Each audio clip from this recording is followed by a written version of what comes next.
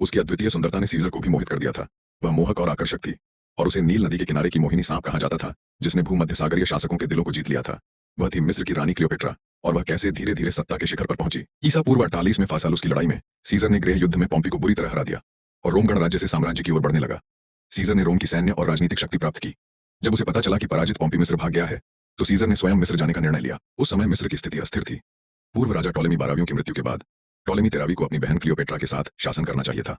हालांकि वे पति पत्नी के रूप में शासन कर रहे थे, पॉटिनियस की सलाह पर उसने अपनी बहन को मिस्र से बाहर कर दिया और सारी शक्ति खुद ले ली। जहाज के किनारे लगने पर सीजर ने टॉलेमी 13वीं से मुलाकात की और कहा कि रोम मिस्र का रक्षक और पूर्व राजा की वसीयत का कार्यान्वयन करता है। उन्होंने उम्मीद जताई कि टॉलेमी 13वां और उनकी बहन मिलकर शासन करेंगे। जब टॉलेमी 13वें ने सुना कि सीजर क्लियोपेट्रा को वापस लाना चाहते हैं, तो वह चिंतित हो गए। उन्होंने पहले ही सीजर को उपहार के रूप में पॉपी का सिर देने की तैयारी कर ली थी। उन्हें लगा कि इससे सीजर खुश होंगे, लेकिन सीजर ने इसे देखकर मिश्रित भावनाएं व्यक्त की, क्योंकि पॉपी उनके दामाद भी थे। वह अपनी सत्ता को स्थिर करने के लिए पॉपी को हराना चाहता था, लेकिन मारने का विचार नहीं था। वह नहीं चाहता था कि रोम का शासक ऐसा अंत पाए। उसी रात सीजर ने साथियों संगुप्त बैठक की योजना बनाई, ताकि मित्रियों से जवाब लिया जा सके। अचानक एक अनचाहा मेहमान आया, जिसकी गोद में कालीन लिपटा था, और उसने कहा कि यह सीजर के लिए स्वर्ग से उपहार है, जिसे सीजर को ही खोलना होगा। सीजर ने साथियों को पहले जाने दिया, फिर कालीन को झटके में खोल दिया। क्षितिज के समानांतर सीजर उस महिला के आकर्षण से तुरंत प्रभावित हो गया। बातचीत में पता चला कि वह खगोल विज्ञान और भूगोल में पारंगत है, और उसने रोमन युद्ध मानचित्र की खामियां भी दिखाई। इससे सीजर को उसका पुनः मूल्यांकन करना पड़ा। रानी ने अपने आने का असली उद्देश्य बताया, जो था सीजर से अपनी गद्दी वापस पाने में मदद की उम्मीद करना। बदले में उसने सीजर की सेना को पर्याप्त राशन और धन देने का वादा किया, जिससे सीजर थोड़ा प्रभावित हुआ। हालांकि उसने तुरंत कोई जवाब नहीं दिया, बल्कि आराम करने का बहाना बनाकर इस मुद्दे को फिलहाल टाल दिया। कुछ दिनों में क्लियोपेट्रा ने शांति से इंतजार किया कि सीजर खुद उससे मिलने आए, क्योंकि वह जानती थी कि सीजर को उसकी मित्रता चाहिए और उसकी सुंदरता का प्रतिरोध नहीं कर सकता। जैसा उम्मीद थी, कुछ ही दिनों में सीजर उससे मिलने आया। क्लियोपेट्रा ने अपनी आकर्षक उपस्थिति और भव्य पोशाक से सीजर को लुभाने की कोशिश की और बताया कि टॉलेमी 13वीं सेना इकट्ठा कर रहा है। अलेक्जेंड्रिया को घेरने की तैयारी में दुश्मन की घेराबंदी से बचने के लिए सीजर ने सभी मिस्री जहाजों को जलाने का आदेश दिया। हालांकि आग धीरे धीरे फैलने लगी। शहर के कई भवन आग में गिर गए, जिसमें अलेक्जेंड्रिया का पुस्तकालय भी था, जहां अनगिनत संग्रह थे। यह सुनकर रानी ने गुस्से में सीजर से पूछा कि रोमन लोग शहर में क्यों तबाही मचा रहे हैं, लेकिन युद्ध की स्थिति गंभीर थी। सीजर के पास सफाई देने का समय नहीं था, और वह तुरंत मूर्छे पर चला गया। मिस्र की सेना का हमला और भी तीव्र हो गया था। जलते बमों को लगातार आते देख रोमन सैनिकों ने तुरंत कच्चे की रचना की। एक रात की लड़ाई के बाद रोमन सेना ने जीत हासिल की। अगले दिन जब देखा कि मिस्र की सेना पीछे हट गई है, सीजर ने तुरंत सैनिकों को पीछा करने के लिए भेजा। इसी समय एक और रोमन सेना भी मिस्र की ओर बढ़ रही थी। ये सीजर ने अलेक्जेंड्रिया आने से पहले ही योजना बनाई थी। युद्ध की तैयारी पहले से थी। मिस्र हार गया। टॉलेमी 13वें को निर्वासित किया गया और दरबारी बोतिनियस को मृत्युदंड मिला। रानी संतुष्ट थी, पर मिस्र के शासन का प्रबंधन जानना चाहती थी। इसी बीच सीजर अस्वस्थ हो गए। रानी ने कोमलता से उनका पसीना पोंछा और शांत करने की कोशिश की, जो सीजर को संतोषजनक लगा।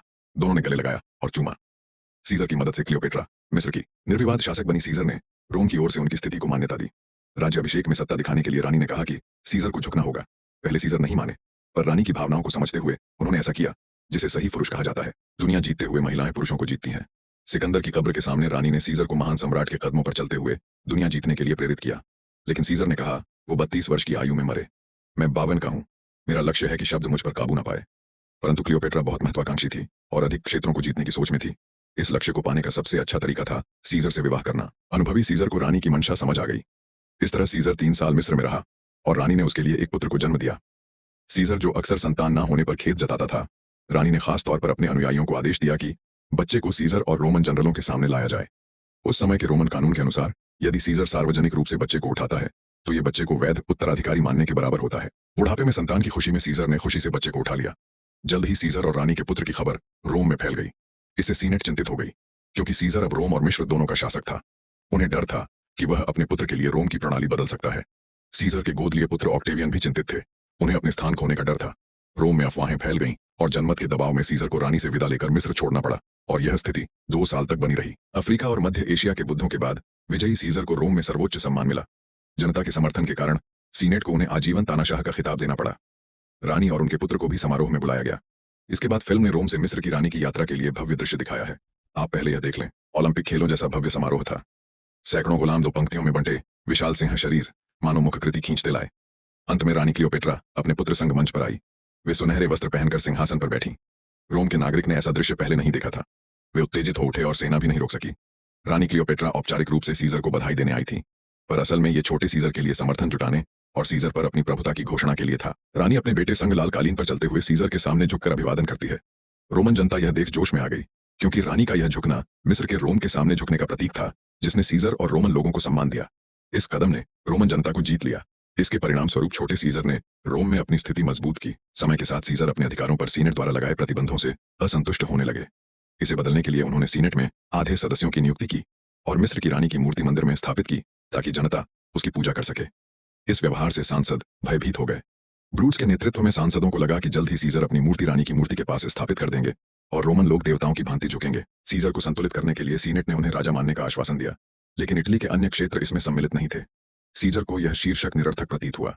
रानी ने सीजर को सीनेट का प्रस्ताव स्वीकार करने के लिए प्रेरित किया, क्योंकि एक बार राजा बनकर सीजर रोम के बाहर अपनी शक्ति का विस्तार कर सकते थे। लेकिन इस समय सीजर वृद्ध हो चुके थे और उनके पास अब युवा समय की महत्वाकांक्षा नहीं रह गई थी। सहायक अधिकारी एंटनी यह सुनकर खुश हो गए। उन्होंने वादा किया कि उनकी सेना सीजर के प्रति वफादार रहेंगी जब तक सीजर की उपलब्धियां सिकंदर महान से अधिक नहीं हो जाती। इससे रानी क्लियोपेट्रा को युवा एंटनी याद रह गए। अंततः सीजर ने सीनेट की योजना मान ली, लेकिन उन्हें नहीं पता था कि सीनेटरों की चालें गहरी थीं। रोमन गणराज्य को बचाने के लिए उन्होंने एंटनी को हटा दिया और जब सीजर अकेले सीनेट में गए तो ब्रूड्स और कैसियस जैसे नेताओं ने सीजर पर हमला किया। किसी को नहीं पता चला कि कौन सा वार घातक था, इसलिए सभी भागीदार बिना दोष के रह गए। बिना किसी दोष के अजय सीजर इस तरह राजनेताओं की साजिश में फंस गए। सीजर के अंतिम संस्कार में 6 सैनिकों ने उनके शव को धीरे धीरे लकड़ी पर रखा और रोम के लोग आंसू भरी आंखों से इस पवित्र नेता को विदा कर रहे थे। जब क्लियोपेट्रा को यह खबर मिली तो वह बहुत दुखी हो गई।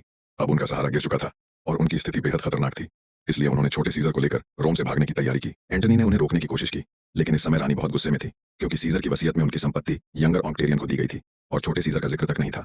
जब क्लियोपेट्रा ने जाने का निर्णय लिया तो एंटनी ने नहीं रोका। प्रस्थान से पहले उसने क्लियोपेट्रा का रुमाल यादगार के रूप में छोड़ा। अगले 2 साल में एंटनी और ऑक्टेरियन ने मिलकर उन सीनेटरों का पीछा किया जिन्होंने सीजर की हत्या की थी और फिलिप की लड़ाई के बाद रूट्स के गणराज्य समर्थकों का अंत किया। जीत के बाद ऑक्टेरियन ने प्रस्ताव दिया कि वह एंटनी और लेपिडस 3 सबसे शक्तिशाली लोग मिलकर रोम का शासन करें, जो स्थिति स्थिर करने का तरीका है। इस पर एंटनी ने सहमति जताई और सुझाव दिया कि लेपिडस अफ्रीका पर, ऑक्टेरियन गोल और स्पेन पर शासन करे।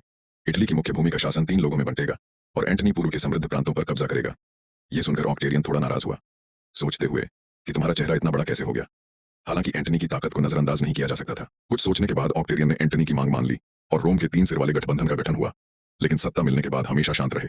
जाने वाले ऑक्टेवियन ने बहाना ढूंढा, लैपिडस की सैन्य शक्ति छीन ली और उसे सीनेट से बाहर कर दिया। इस तरह उसने रोम के 2/3 क्षेत्र पर नियंत्रण कर लिया। बाद में तीनों का गठबंधन सिर्फ नाम का रह गया। एंटनी के लगातार युद्धों ने उसकी सैन्य निधि घटा दी थी। अगर वो वित्त नहीं जुटा पाता तो शायद कोई उसके लिए जान देने को तैयार नहीं होता। पास खड़े ने सुझाव दिया कि वो सीधे मिस्र की रानी से मदद मांगे, लेकिन एंटनी संकोच में था। पैसे मांगे या प्रतिष्ठा बचाए, ये सोचकर परेशान था। विचार के बाद एंटनी ने पहले रूफियो को अलेक्जेंड्रिया भेजा ताकि वह रानी से मिलने के लिए कहे। रानी ने तुरंत मना कर दिया, क्योंकि वह मिस्र की भूमि छोड़ना नहीं चाहती थी और यह एंटनी का व्यक्तिगत निमंत्रण भी नहीं था। मिस्र की रानी एंटनी को जीतने में दिलचस्पी रखती थी। थोड़ी खींचतान के बाद उन्होंने समाधान चुना कि वह खुद नाव पर बैठकर मिस्र की सीमा तक आई, लेकिन नाव से नीचे नहीं उतरी। उनके शिक्षक सीसोजेंस ने समझाया कि रानी जिस जहाज पर है वही मिस्र है। इस तरह उन्होंने एंटनी की इज्जत का ख्याल रखा और अपनी पहचान भी बनाए रखी। इस तैयारी के बाद एंटनी सहजता से नाव पर चढ़कर बातचीत करने लगे। इस दौरान रानी हमेशा ठंडे और रहस्यमयी अंदाज में रही। इस व्यवहार से एंटनी पूरी तरह उनके वश में हो गए। शराब के नशे में एंटनी क्लियोपेट्रा के कक्ष में गया और भावुकता से प्रेम जताया। अंततः वह प्रलोभन से हार गया और क्लियोपेट्रा के चरणों में झुक गया। 10 दिन बाद उनके प्रेम की खबर रोम पहुंची। ऑगस्टस ने व्यंग किया और कहा कि एंटनी ने रोम की महिमा क्लियोपेट्रा के चरणों में रखती है। रोम से दूर एंटनी ऐशो आराम में था, जबकि क्लियोपेट्रा हमेशा दुनिया जीतने की चाह रखती थी। पहले उसने सीजर पर भरोसा किया था, लेकिन असफल रही, इसलिए अब एंटनी पर दांव लगाया। सलाह दी गई कि एंटनी रोम लौटे। मजबूरी में एंटनी क्लियोपेट्रा से दुखी होकर वादा कर सकते थे कि वह इस रिश्ते को नहीं छोड़ेंगे। ऑगस्टस ने गृह युद्ध से बचने के लिए अपनी बहन ऑक्टोबिया की शादी एंटनी से कराने का फैसला किया। जल्द ही एंटनी और ऑक्टोबिया की शादी की खबर क्लियोपेट्रा तक पहुंची और उसने दुखी होकर महसूस किया कि एंटनी ने उसे धोखा दिया है। शादी के बाद एंटनी का जीवन संतोषजनक नहीं था, क्योंकि उनके दिल में सिर्फ क्लियोपेट्रा थी। गहन मानसिक संघर्ष के बाद एंटनी ने रोम के गवर्नर की पद भी छोड़ने का निर्णय लिया। अलेक्जेंड्रिया पहुंचे। उम्मीद थी कि क्लियोपेट्रा का दिल जीत सकेंगे, लेकिन क्लियोपेट्रा असंतुष्ट थी, क्योंकि उसके मन में दुनिया जीतने की चाह थी। एंटनी कमजोर था। प्रेम साबित करने के लिए उसने प्रेमिका की हर बात मानने का निर्णय लिया। वह पत्नी को तलाक देकर क्लियोपेट्रा से विवाह करेगा और छोटे सीजर को उत्तराधिकारी घोषित करेगा, जो मिस्र और रोमन पूर्वी प्रांतों पर शासन करेगा। यह जानकर ऑगस्टस ने इसे एंटनी को गिराने का मौका माना। अब सीनेट उससे असंतुष्ट थी और अगर वह रोमन लोगों का गुस्सा भड़का सके तब वह जनता के समर्थन से एंटनी के खिलाफ युद्ध घोषित कर सकता है। इस समय रानी ने भी अपनी योजना शुरू कर दी है। उसने कहीं जहाज बनवाने का आदेश दिया और सेना तैनात करने की तैयारी कर रही है। सेना ने ग्रीस में उतरकर सोचा कि अगर उनकी नौसेना बड़ी हो तो ऑगस्टस आसानी से युद्ध नहीं करेगा, लेकिन सीसोजेंस को लगा कि रानी का यह कदम युद्ध नहीं रोक सकता और वो खुद रोम जाकर ऑगस्टस से बात करेंगे। कुछ समय बाद ऑगस्टस ने सीनेट में एंटनी की वसीयत पढ़ी, जिससे पता चला कि एंटनी ने रोम को छोड़ दिया है और अब कोई सीनेट और उनका समर्थन नहीं कर रहा था। इस खबर से रोमन जनता सीनेट के सामने इकट्ठा होकर चिल्लाने लगी कि ऑगस्टस को मिस्र पर युद्ध की घोषणा करनी चाहिए। बीच सीसोजेंस वहां पहुंचे ही थे कि ऑगस्टस ने उन्हें सीनेट के बाहर मार डाला। रोमन मिस्र के बीच बड़ा युद्ध जल्द शुरू होने वाला था। ईसा पूर्व 32 में ऑगस्टस के उकसावे पर रोमन सीनेट ने मिस्र पर युद्ध की घोषणा की। मिस्र की रानी और एंटनी ने एक बड़ी नौसेना बनाई जो ऑगस्टस के गढ़ पर हमला करने की तैयारी में थी। आपूर्ति की कठिनाइयों के कारण वे ग्रीस के पश्चिमी तट पर एक्टियम में रुके, जहां वे ऑगस्टस से निर्णायक युद्ध करना चाहते थे। ऑगस्टस भी इस महत्वपूर्ण युद्ध को जीतने के लिए पूरी ताकत से आगे बढ़ा। एंटनी के ज्यादातर सैनिक थल सेना के थे, पर समुद्री युद्ध में निपुण नहीं थे। लेकिन वह प्रेम में इतने अंधे थे कि उन्होंने समुद्र में ऑगस्टस से निर्णायक लड़ाई करने पर जोर दिया। मिस्र को पता चलने दो कि हम आ रहे हैं, दुश्मन को एंथनी की सेना की आवाज सुनने दो। एंटनी की रणनीति हमेशा दुश्मन के राजा को पहले पकड़ने की रही है। समुद्री युद्ध में भी उन्होंने सोचा कि ऑक्टेवियस के जहाज पर हमला कर उसे नष्ट कर देंगे, लेकिन समुद्री युद्ध भूमि युद्ध से अलग था और एंटनी के पक्ष को सुरक्षा नहीं मिली, जिससे कमजोरी हो गई। एंटनी की चालों को देखकर रोमन कमांडर एग्रिप्पा ने अपने बेड़े को पीछे हटने और एंटनी को घेरने का आदेश दिया। कठिन लड़ाई के बाद एंटनी ने ऑक्टेवियस के युद्ध क्षेत्र को देखा। उसने फौरन जहाज टकराने को कहा और तुरंत जहाज पर चढ़कर लड़ाई शुरू की, लेकिन ऑक्टेवियस वहां नहीं था और जो लड़ रहा था वो नकली था। समय का फायदा उठाकर एग्रिप्पा ने एंटनी को घेरने का आदेश दिया और जोरदार हमला किया। देखते ही देखते समुद्र में आग और धुआं फैल गया। बेड़े की संरचना टूटते ही एंटनी अकेले लड़ाई में फंस गया। इस बीच क्लियोपेट्रा को एंटनी के फंसने की खबर मिली, लेकिन वह जीवित है या नहीं कोई नहीं जानता था। क्लियोपेट्रा निराश हो गई। उसने सोचा कि एंटनी के बचने की संभावना नहीं है, इसलिए उसने जहाज का रुख मोड़कर मिस्र लौटने का आदेश दिया। हालांकि एंटनी मरा नहीं था, वह बेड़े की कमान में थे जब देखा कि क्लियोपेट्रा का जहाज अकेला चला गया है। एंटनी चौंक गए। विश्वास नहीं हुआ कि उन्हें छोड़ दिया गया है। दुख और गुस्से में एंटनी ने सैनिकों को छोड़कर अकेले ही छोटी नाव में क्लियोपेट्रा का पीछा किया, जबकि उनका बेड़ा पहले ही भारी नुकसान झेल चुका था। फिर भी लड़ने की क्षमता रखता था, लेकिन एंटनी ने इसकी परवाह नहीं की। बिना पीछे देखे सैनिकों को युद्ध की आग में छोड़ के अंततः एंटनी अपने प्रिय के जहाज पर चढ़ने में सफल रहे, लेकिन पूरी नौसैनिक लड़ाई हार गए। उनकी मूर्खता ने बेड़े को बर्बाद कर दिया और लोगों का विश्वास खो दिया। जीत के बाद ऑक्टेवियस ने रोम के पूर्वी क्षेत्र वापस लिए और सेना के साथ अलेक्जेंड्रिया की ओर बढ़ा। इस बीच एंटनी भटका हुआ आत्मा बन गया। उसे लगा क्लियोपेट्रा ने उसे छोड़ दिया। क्लियोपेट्रा ने एंटनी को समझाने की कोशिश की कि वो आखिरी सैनिकों के साथ ऑक्टेरियन का सामना करे, लेकिन एंटनी ने उसे माफ नहीं किया और उसकी बातों पर विश्वास नहीं किया। 10 दिन बाद ऑक्टेरियन ने एग्रिप्पा को क्लियोपेट्रा को समझाने भेजा।